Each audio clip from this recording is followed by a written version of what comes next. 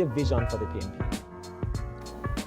Well, we need a transformed PNP that's fit for today's purpose. Any organization that's 80 years and older has to evolve and adapt, has to modernize for the current era, for the current paradigm. I think we have to look at our structures. I think we have to look at the ways we engage our membership and our supporters. We have to use modern communications technology to continuously engage them in a two-way dialogue. What are some of the things that you're going to tackle in your first 100 days as PNP president? Clearly, the party needs a rebranding. It has to be something that's attractive, particularly to the young voter.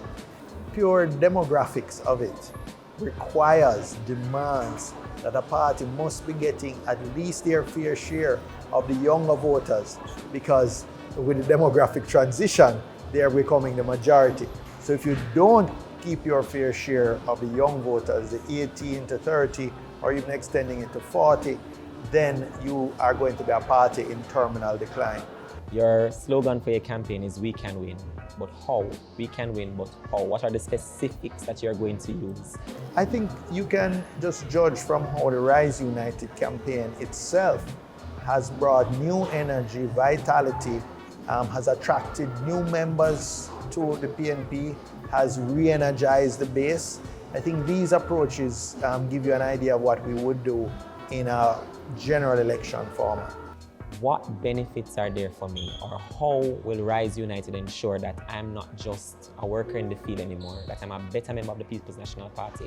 This is feedback that I've received at virtually every meeting that I've had with delegates or even workers and supporters of the party. They feel that the party only remembers them at election time, whether internal or external election. We need to run regular quarterly workshops, say, in things like financial literacy. We need to hold workshops, say, on entrepreneurship. So those people who are micro businesses can be mentored and trained and move to small and small to medium and so on. We need to deal with issues like health and well-being. And then we also, for those stalwarts who have fallen on hard times and it's too late for them to go through these development programs to benefit them in their current lives, who are, sometimes living in very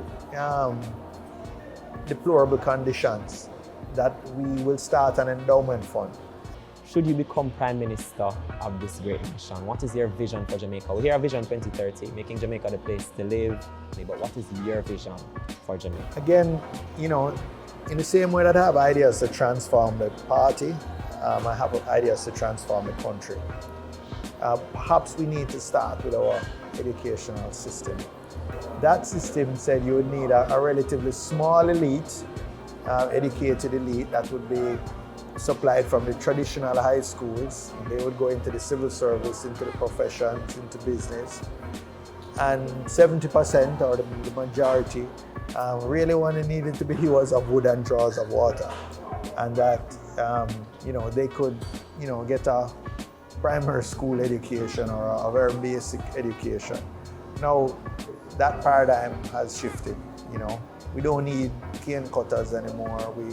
And so we need our entire school cohort to have the equivalent of a strong high school diploma, which will prepare them either to train themselves from online resources, etc., going forward, or to access some type of tertiary training.